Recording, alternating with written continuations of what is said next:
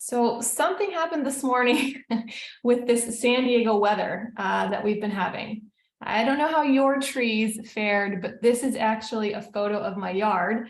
And I thought it was so timely that I had to just pop it in here right before our conference call. That's actually my better half, Mike. He doesn't know that he's being displayed in front of all of you today, but I'll tell him later. I'm sure he won't mind.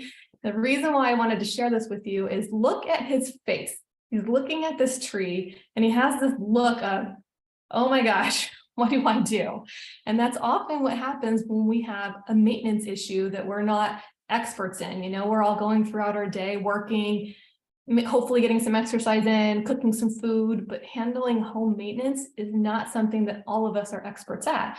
Even somebody who's married to somebody who has a home maintenance company and a property management company, he didn't know what to do with this big tree that just fell over during the storm. And so I said to him, I said, Mike, just call our maintenance department. We have a hotline. It's available 24/7 for the 200 homeowners and tenants that we service. We can use the service too. Call them and ask them what to do. So if you have a tree that's fallen over this past weekend or that might be on its way because we have a storm coming this Wednesday, have some answers ready for if you reach out to us or if you reach out to somebody else. The first thing the maintenance hotline said is, are you hurt? No, nobody's hurt. Okay, is your home hurt? Did it damage the home at all? No. Okay, good. We don't have to worry about insurance. How about your neighbors? Did the tree fall on your neighbor's yard or harm anybody, next to you? No, it's just in our yard and a part of the yard that we don't really use that much. Like, okay, great. This is easy. So this happened about an hour ago. So right now the maintenance department is working on reaching out to vendors that we have vetted and qualified. They all have to be licensed and they all have to be insured. And by the time we get off of this phone, I'll probably have 2 or 3 options for different companies that can come and remove that tree. So again, this isn't really part of the presentation today, but I want to just caution all of you to take a good look at your trees, given this crazy weather that we've been having. Okay, so with that, I'm going to start to dig into our presentation. I will go off camera just so that we can focus on the content here. And let's dig in. So our first maintenance issue, let's see that it's not moving along here, are these fun little guys. So I'm sure we're all familiar with termites. They're little, but they can cause a lot of damage to your home. And I'm not sure why, but a lot of homeowners think that this is something that they should only address when they're buying the home or they're selling the home. But actually looking out for termites is something that we should be considering every year. And we know that in the US, these little guys can cause up to $2 billion in damage and in pest services. And some sources even said 5 billion. The professionals call them the quote, silent destroyers. And they call them that because of how stealthily they enter our homes. They're so good at what they do that they could actually damage the structure of our house in just 3 months. So this is something that we should really be looking at on a regular basis, not just like 3 years ago when you bought your home, or for some of you, if I asked you, when's the last time you got a termite report, maybe it's been even 10 years. But this is something we really want to pay attention to, especially because in San Diego, termites, they are in season year round. We don't just have the sunny days here, we have these fun little termites. And what's upon us is swarming season. The swarming season typically happens in the spring, and it can also happen after heavy rains. So given these epic rainstorms that we've had and that we're about to have again, I would encourage you to look for signs of termites around your house. You want to see if they're flying around.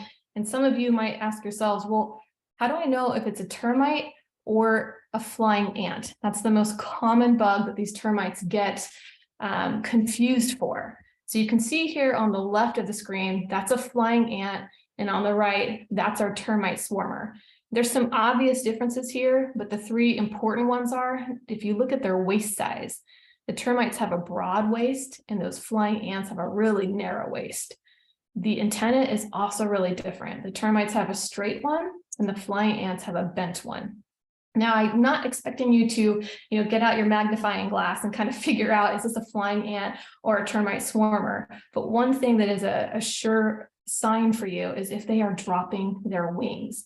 So you can see on the right side of the screen, those are swarmer wings. We have a client over in La Jolla, and I was at their house the other day doing our weekly site visits. As part of our service, we do all of the maintenance on the home. They don't live there full time, so we make sure the facility is running as it should. And while I was there, I saw some swarmer wings on the stairwell. And there wasn't a bunch of them, there's just a few, but it was enough for me to call one of our preferred vendors and have them come take a look. And he determined that there wasn't actually anything, there wasn't an infestation there, but a sliding door had been opened, there was some construction a couple houses down, and it probably just blew in.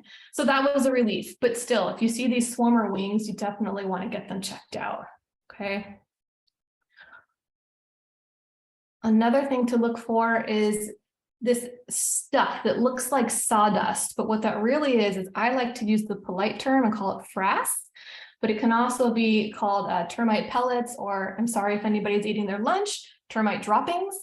Whatever you call it, you want to address it if you see this. And if you're like my operations manager, Sandy, she's a neat freak. She's the cleanest person I've ever met in my life. And even she will tell you, if you see this stuff, please leave it alone.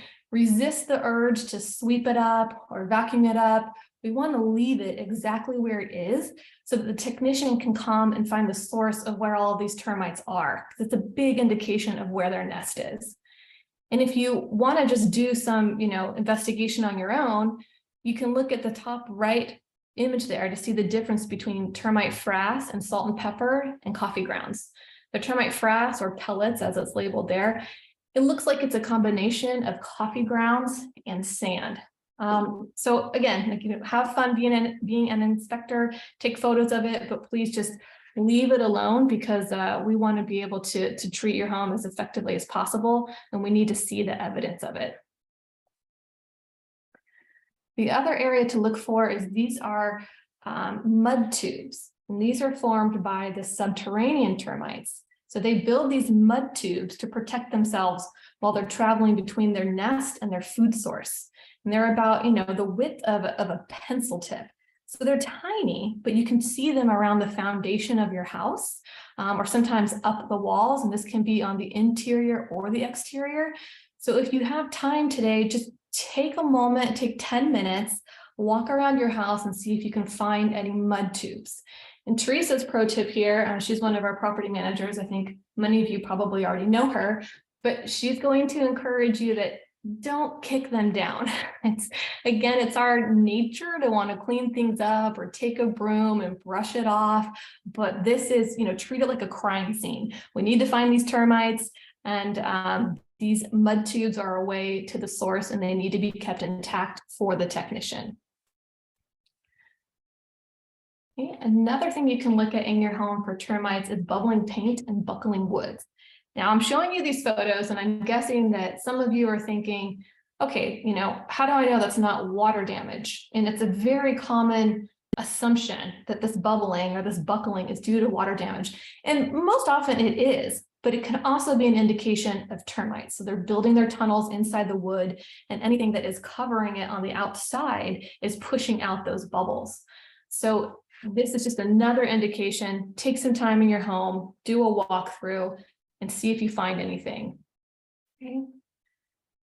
And even if you don't, I'm going to encourage you again, just be proactive in your termite prevention. And this can cost you thousands of dollars in repairs, and is really something that needs to be done on an annual basis, just like you do your holiday cards or birthday cards or New Year's resolution. I like to stack all my annual maintenance if I can, if it makes sense, in January and just get it done. Build this into your schedule. Termites, even if there's thousands of them in the colony that are in your house, they do move slowly. So it can be something that creeps up on you that you just don't see over time. So to have a professional come out and you spend a couple $100 just making sure that everything's okay and doing a preventative method can really save you in the long run. Okay, so again, this is not this isn't brain surgery here, or it's not very enlightening. It's just a typical thing that often gets missed. I can't tell you how many clients we have that when we ask them, when's the last time you got a termite report? We kind of get that look that Mike had with the trees. It's just kind of a blank stare of maybe 7 years ago. So it's definitely time to do this because our state is very friendly to termites, and we want you to not be out of pocket on hugely costly repairs. And the number 2 thing I'll ask you to do is check for water leaks. And this should be obvious given the weather that we've just had, but think about the last time that you walked around your house and you actually looked up at the ceiling. Usually you do that when it's too late. Like you can see here in the top left, this was one of our clients' homes. They knew there was a little bit of a water leak about a year or 2 ago, didn't want to fix it. This last storm, now we're looking at a huger circle around that light fixture. And then if you can see to the left and the right, now we have some new areas that we have to take care of for them. So our team worked with some vendors, and that's going to be pretty costly to fix. So I encourage you, again, just walk around your home. You'd be surprised at what you find, and make sure that you're checking out the garage too. So the top right, that's a photo from a garage where the hot water heater is. And you can see the stains and you can see mold starting to grow. That's a problem. You definitely don't want to be breathing that in. So that needs to be taken care of, okay? So when you're looking for water stains on the walls or the ceiling, just check if they're discolored, check if they're warped, and note their location so that when you're either calling us or somebody else, they can give you a pre-estimate of how many areas they'll be touching and servicing. Also, get your nose in gear. Check for some musty smells as you're walking around. If you smell must or kind of a moldy smell, that can indicate that there's moisture in your home. So you want to check for the source of the smell because it could also be a leak. Inspecting your plumbing fixtures. Again, this is one of those things that you're going throughout your day, and I bet you inspecting your plumbing fixtures is not at the top of your list. But please do, especially if you have a basement. So you'll see down the photo on the bottom. This is from a client's house. We were servicing their elevator. The elevator hydraulic fluid was leaking from the box. And we coordinated a vendor to be there. And this is a client that's on our concierge service. So we actually meet all of the vendors on their behalf at the home. And we met with the elevator vendor to fix that, turn around, and now the hot water heater is leaking. So it's job security, but there's always something going on with these plumbing fixtures, and especially if you've done anything new in your home lately. So this particular house, we had just installed a water leak defense system, which I recommend for everybody. It helps reduce the cost of your insurance, and it will detect any water leaks throughout your house. But in this case, it impacted the valve for the hot water heater. And so we had to come up with another solution to have all of those components and working parts so that we didn't have leaks. And the last thing for checking for water leaks is the obvious, the dripping sounds. So we've used our eyes, we've used our nose, and now we're going to use our ears. Do we hear any dripping sounds? And of course, if we do, you want to figure out where they're coming from and fix that right away, okay? So by checking for these signs of leaks, you can identify problems early and make the necessary repairs before they become really serious. And leaks are not something that we want to be casual about. We need to address them right away. Another thing before I leave this slide that I should share with you, that we're getting a lot of calls to our maintenance department over the weekend from skylights that are dripping and leaking. And what's happening is that when people have purchased their homes, it's not really known to go check out those skylights and make sure that they're designed for a flat or a sloped roof. And it's odd, but we're finding a lot of homes have the wrong skylights installed. And as a result, they're now leaking into the homes. And it's really costly to fix that. The actual skylights themselves are not that expensive, but if you just want somebody to pop them on, but if you want them to pop them on and fix the roof around it, it can get pretty costly. So I would encourage you all to take a look at your skylights. Okay, our next tip, it seems obvious, but so rarely do we do it. and it's inspecting the weather stripping. And I know that we're pretty well versed in doing that for windows, but I'm going to ask you to take a look at your sliding doors. This has also come up in the past week or two with our clients where we have water intrusion in some of the homes, and it can at first be a little bit of a mystery. How's this water getting there? And because right now in San Diego, we're having the water and the wind, what's happening is that if there's even, you know, a 16th inch gap between the slider door weather stripping and where it closes, that's enough for water to get in. And so you can see here on the far right, this is a track for this particular client's home for the slider. And it's kind of hard to tell in the presentation. It looks like little clumps of dirt, but that's actually sitting water that's sitting in that trap. And it's clogged up the weep holes. And now it has burst over in the left picture, and it's leaking. So check your weather stripping, make sure that it's intact. If it's not, you know, order some new ones, call us or have somebody else come to your home and service the weather stripping. Check all of the windows too, because this is also important for your energy efficiency, right? You don't want to have air that's leaking in or out. Certainly we don't want water, but we also want to have the home be secured for cooling and heating purposes as too. This next one is a big one. I'll ask you to just be alert for gas leaks. There's so much danger with gas in our home, and particularly gas appliances. This woman that's standing here, this is a stock photo, but this could have been Teresa last week. She's at our client's house getting it ready for their visit and smelled what smelled like burnt toast in the kitchen and couldn't figure it out. And at first she thought, well, maybe there's a fire outside. Let me open the door, and there's no fire outside. She gets closer to the stove. Okay, it smells like burnt toast, or it smells like if there are any ladies on here that have used a curling iron and burnt your hair, it's kind of the smell that was emanating from the stove. And so again, she called our maintenance department and they walked her through how to turn off the gas source to the stove for safety. And then we coordinated with a vendor for the appliance to come out and service it. And it turns out, if you look at the bottom of that photo, you'll see the stovetop covers. And on this particular brand, I don't know if this is the way it is for every brand, but check your stove if you have a gas one. Those covers need to be on exactly to where they can't move, otherwise it leaks.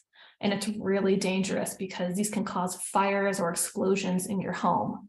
So other clues to look for is if you smell eggs, the smell of eggs, and you haven't cooked eggs, you definitely want to look around your kitchen or other parts in your home, or maybe near your furnace.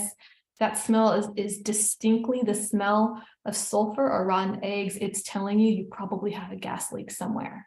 Okay, and if you can't identify it, and we were lucky with the stove, we knew what it was and we could just turn off the source. If you can't identify it, call the gas and electric company immediately. You know, Sandy's pro tip down here, you'll call them, they will be there within a 4-hour period of time, and it's free.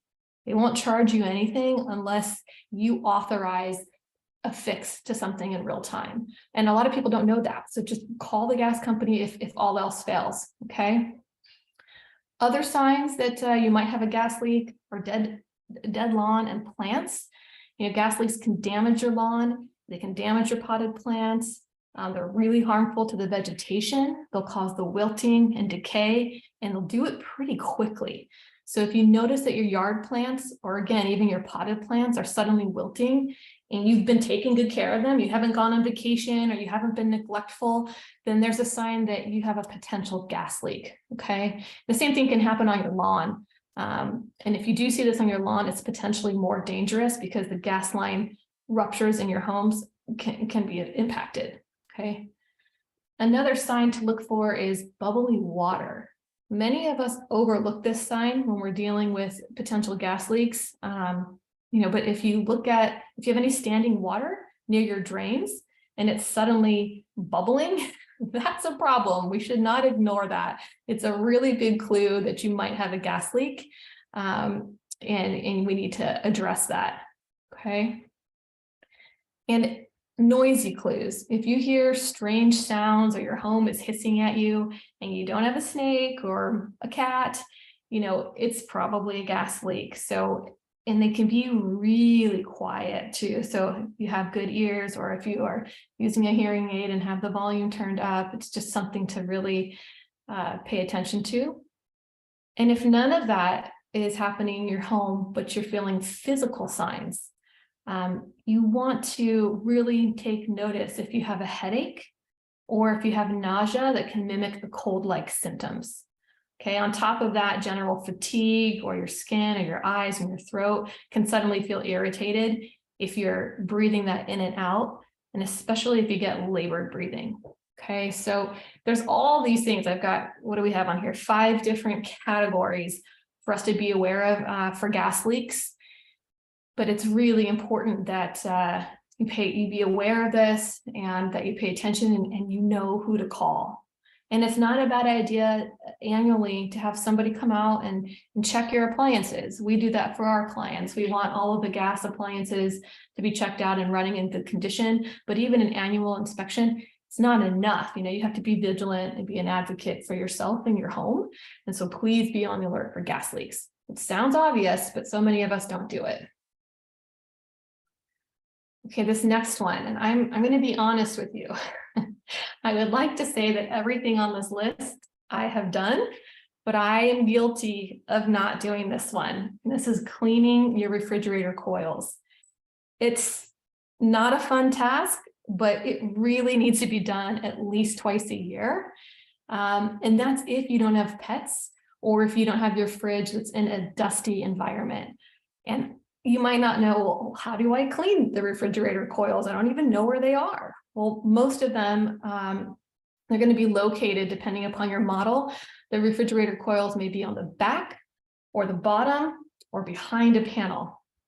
And it's important to clean these because refrigerator coils help cool the fridge. And when you get dirt and debris in there, it's obstructing them, so they can't efficiently release heat. It impacts your energy bill, and it's just not running as it should.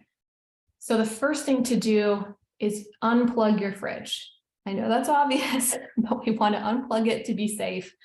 Locate your coils, and then you can use a soft brush, or I will be using a vacuum cleaner. I will be doing this on Sunday after my son's Little League opening day, because I'm not going to tell you how many years it's been that this has not happened at my house. So we'll be doing that this Sunday.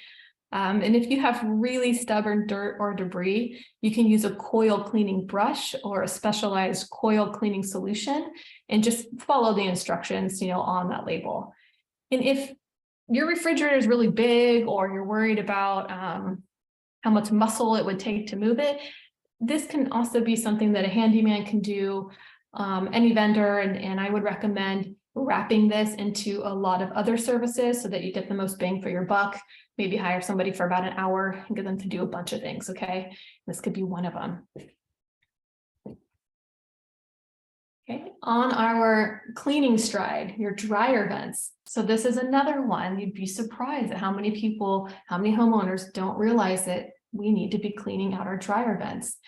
This is hugely important because the fire administration reports that we have, on average, about 2,900 fires that are started in the home by dryers. And the reason for that is we all have a lint wrap or lint trapper. You can see that in the top left little bubble here. We know what that is, and I'm sure that we're all pretty good about cleaning out that lint trap. But that lint trap, it's good, but it's not solving every single particle and debris that comes out of our clothes when we wash them. Some of those particles have to go somewhere. And so they're going into the duct, and then it can be ignited and start a fire. So you really want to pay attention to doing this at least once a year.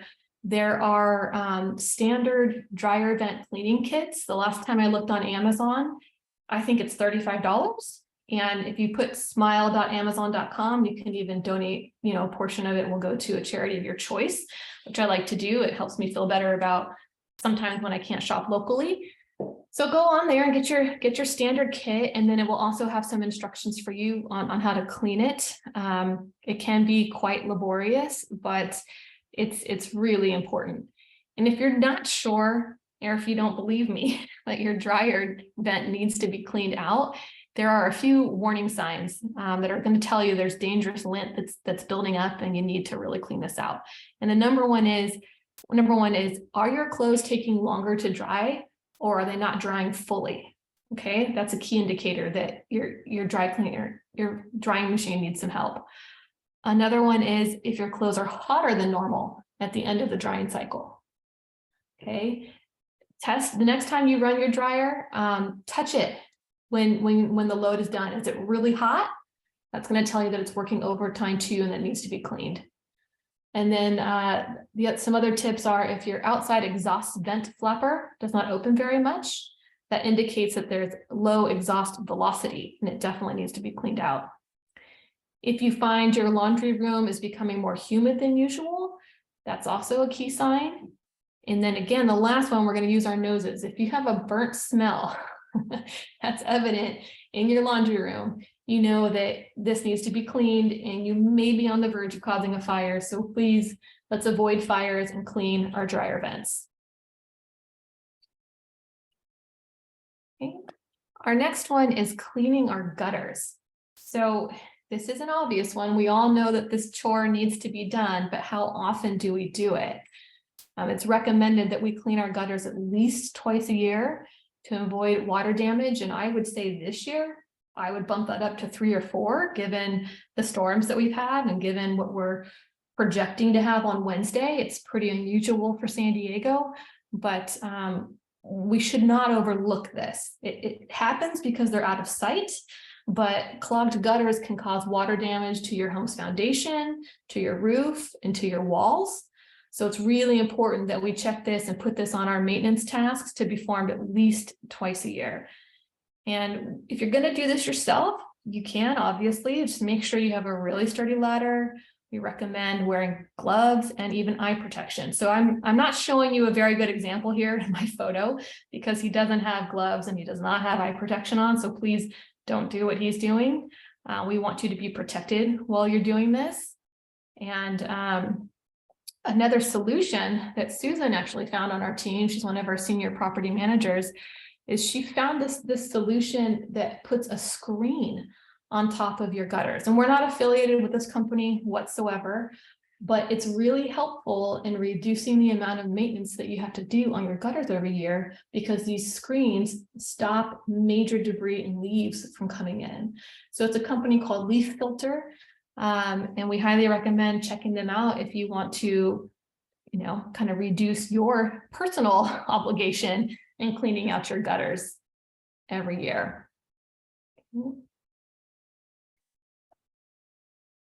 The next one, and this is the big one, you'd be surprised how many homeowners we work with who have never flushed their water heater. And I do understand why. I mean, if you look at all of these steps on here, it's a lot. We won't go through every single one of them, but I do have this pamphlet in PDF format. So if you'd like a copy, please email me, melissa@live-simplywithani.com, and I'd be happy to share this pamphlet with you. But what happens with our hot water heaters is that we can get sediment that builds up.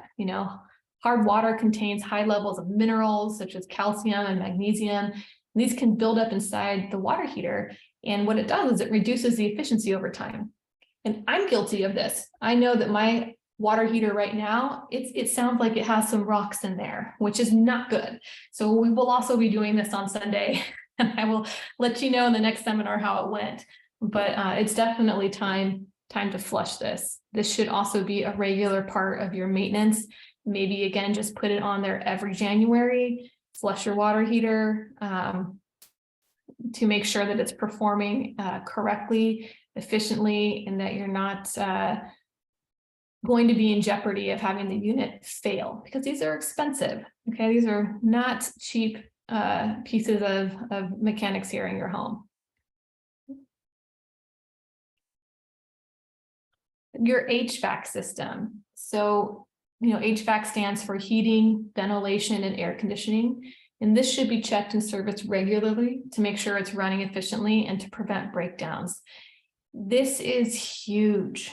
And I encourage you to get this checked out now before the high heat season. What often happens is that folks are reacting to maintenance versus being proactive. And once they have a problem, they're in high heat season and you can't find an HVAC vendor for days, be 3 weeks out. And then you're stuck in the 90 degree weather or whatever the weather's like, depending upon what part of San Diego you live in. So I encourage you to have a technician come out and do an annual tune-up. Again, this can be part of January. I'm a big proponent of just getting as much done in January as possible, and make sure that it's running efficiently. This is not something that you want to do on your own. You know, unlike the dryer vent coils and the refrigerator coils, you know, addressing the HVAC system really should be left to the pros. And as you can see here, Sandy's pro tip: change your filters every 6 months. Unless you have high winds or fires near your home, then she recommends it should be every 3. I'm going to say right now, we all have high winds and we all have fires near our homes. So recommend changing it every 3 months. And we also have a service, it's not our service, but it's a company that we highly recommend, that for a small fee, they will actually send you filters twice a year. And they'll do the hypoallergenic top quality filters. So they just show up on your door, and then you can put them in yourself when you have time. So that's always an option too, if you want to automate this kind of maintenance solution, at least from a filters perspective. Okay. And our last tip here, this is something I'm really, really excited about. So I have yet to do this, but I keep getting asked questions about how can I make my home more energy efficient? My utility bills have doubled. And I can say this has happened to me as well. We even have solar and our bills have doubled. And so what I have found, I have high hopes for, but I'm gonna be transparent here. I have not actually experienced their service yet, but I'll let you know in the next call how it went.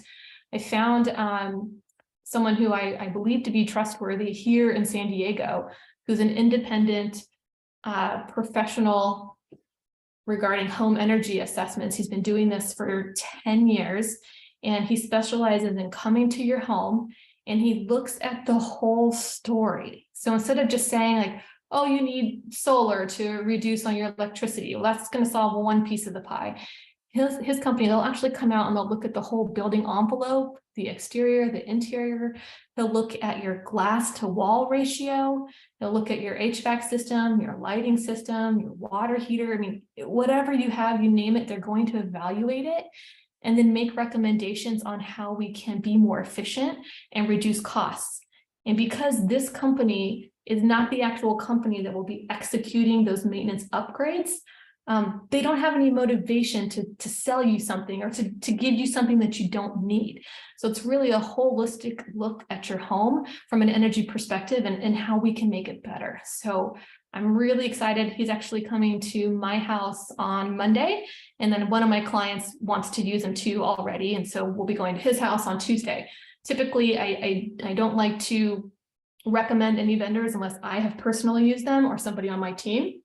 We have a list of over 200 vendors that I can proudly say we have all used and that we stand by. So this one, I can't say that yet, but I have high hopes. And when I come back, I think I'm speaking to you again in a couple months, I'll be able to report on how it went. His costs start, it's a few $100s, but he's also telling me that there's a $150 tax incentive for purely getting a home energy assessment. So I think this should become one of those regular home maintenance things that we do, every year, every other year, just to see how we're doing and figure out how we can be more efficient with our utilities. And Mel, that's what I have today. I know that went pretty quickly here, but if anybody has questions on some of these regular home maintenance needs or wants to get in touch with us, please don't hesitate to email or call. We'd be very excited to help you. And with that, I'll turn it back over to Mel. All right, thank you so much again for presenting. That was super helpful. It definitely allowed me personally to kind of realize, keep out for some of these warning signs and tips. I'd like to thank everyone for coming today. And just like you said, we're gonna open this meeting up to any questions that we have for Melissa. If you're unable to unmute, you can also send the questions into the chat.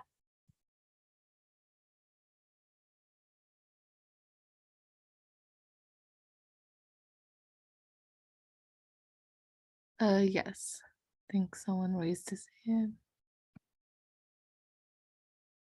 You can go ahead and unmute. Yeah, I think you're asking about me. So Melissa, I had a question that was not intuitive as to a gas leak, why it would affect the surrounding lawn or the shrubbery and stuff like that. Is that an indication? Because if it's an appliance inside the house, how does it get outside the house? Alternatively, is it an indication that it's a leak, a subterranean leak in the pipes leading into the house? Exactly. It could be a subterranean leak. So we have pipes that run under our lawn and into our house. And so if you're seeing shrubbery or landscape dying, it's just an indication that it needs to get checked out. And the professional will come out and be able to identify exactly where it is. And which professional is that? So we have a few that we use. There are special gas leak technicians. There's also contractors. There's also, there's one in particular that I like to use. They're called Adams Engineering. And so they work with boilers and piping and anything that has to do with pipes in your house, basically, and they'll come out and assess it for you. Thank you. You bet.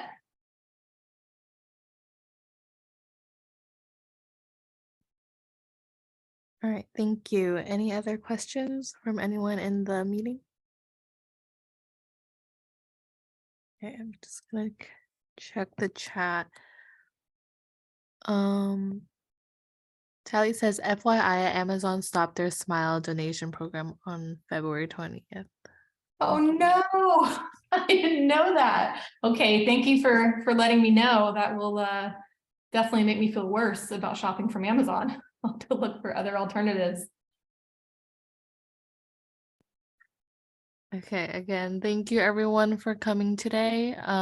There's gonna be a Zoom recording that's gonna be available soon that we'll send out to everyone, as well as Melissa's contact info if you have any other questions.